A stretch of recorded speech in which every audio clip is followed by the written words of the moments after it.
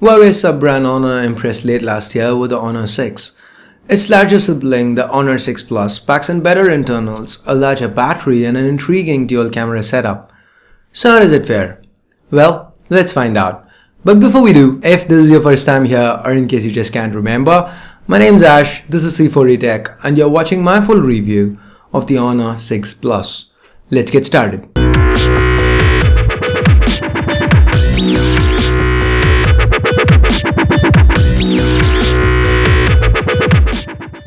As always, let's begin with the design. To the front, on top, we have the notification LED, sensors, earpiece, and an 8 megapixel front-facing camera. Lower below, we have a 5.5-inch display that features on-screen keys. To the back, we have dual 8 megapixel rear cameras with the dual LED flash, Honor branding, and at the bottom, the internal speaker. It's worth noting that the back has a subtle pattern to it and is covered by Gorilla Glass 3. We have metal on three sides here. Up top, we have an IR blaster, secondary noise cancelling microphone and a 3.5mm headphone jack. The volume rockers, power button and two slots reside to the right. One's a micro SIM card slot and the other is a hybrid micro SD or nano SIM card slot. Down below, we have curved plastic and here we find the primary microphone and a USB OTG enabled micro USB port. There's nothing to the left. The Honor 6 Plus manages to maintain the 7.5mm thickness of the Honor 6, but given that the display is larger, it is heavier at 165 grams. It's still impressive given that Huawei has managed to pack in a 3600 mAh battery here. And remember, Honor is now a sub-brand, meaning just like with the Honor 6, there's a lack of Huawei branding anywhere. Anyway, the phone feels comfortable to hold. Despite glass to the front and back, it's not too slippery. Though it looks compact, remember it still sports a 5.5-inch display, so single-handed usage is not going to be possible at all times. Talking about that display, the Honor 6 sports a Gorilla Glass 3 covered Japan display made 5.5-inch Full HD IPS display, giving it a pixel density of 401 pixels per inch. The display is sharp, reproduces colors accurately, the viewing angles are good. If you still aren't satisfied, Huawei lets you tweak the color temperature to your liking. And this display is also bright, meaning it's quite legible outdoors. Underneath the hood, the Honor 6 Plus is powered by Huawei's HiSilicon Kirin 925 chip. Here we have 4 high-powered Cortex A15 cores clocked at 1.8 GHz each and 4 low-powered Cortex A7 cores clocked at 1.3 GHz each. HMP or heterogeneous multiprocessing is enabled, so any combination of these cores including all 8 can run at once depending on the processing power required. This is coupled with a Mali T628 MP4 GPU and 3 GB of RAM.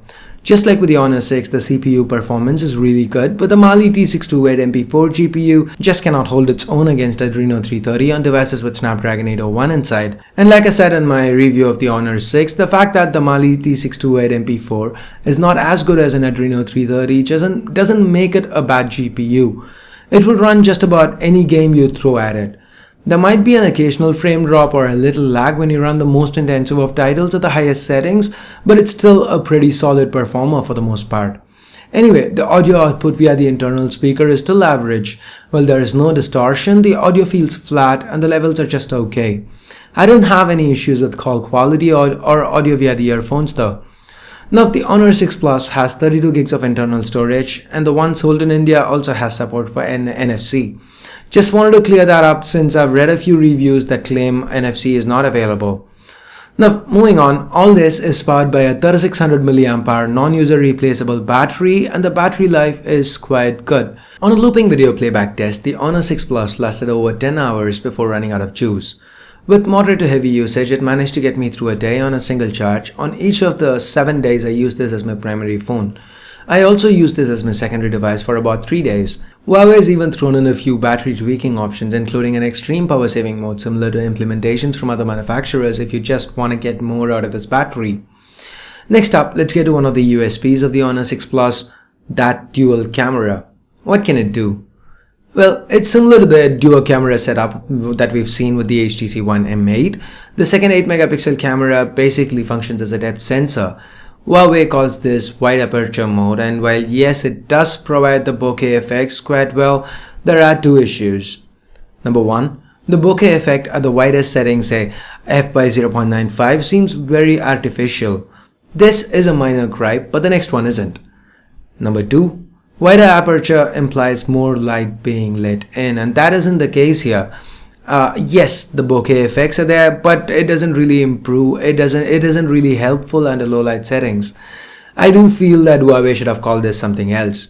Anyway, that being said, the 8 megapixel camera can shoot decent images, color reproduction's good, it can find focus quick and didn't have any issues with exposure or white balance either. The shutter speed is a little bit slow though. The ultra snapshot mode that we first saw on the A7 and later on the Honor 6 is also present and accounted for. If you need to take a picture real quick, just hit the volume down key twice. The Honor 6 Plus turns the camera on and shoots a picture for you. Pretty sweet. There's also something about this camera that piqued my curiosity. We have dual 8 megapixel cameras here, right? But the Honor 6 Plus shoots 13 megapixel images. How's that? I wasn't able to find any info online, so I started looking into it, and no, there's no software magic that combines data from both cameras into a higher resolution picture, because I could cover up the depth sensor and shoot and we'd still end up with a 13 megapixel image. So what's it? Well, these are kinda super resolution images similar to how Oppo provides 50 megapixel pictures with the Oppo Find 7 and the Find 7a. The Honor 6 Plus takes multiple shots with one camera to be able to provide 13 megapixel worth of detail. It does provide a little bit more detail while not affecting the shutter speed, so props to Huawei here. Moving on, the Honor 6 Plus can shoot 1080p videos, and despite the lack of optical image stabilization, the footage turned out pretty good. The front-facing 8 megapixel shooter produced decent selfies too. The UI is quite functional as well. Easy access to filters, few modes, but modes that work well nonetheless. Settings menus hide more options, no issues here. Next up, we get to the software, and the Honor 6 Plus currently runs on the older Android 4.4 KitKat with its own custom Emotion UI or MUI 3.0 on top.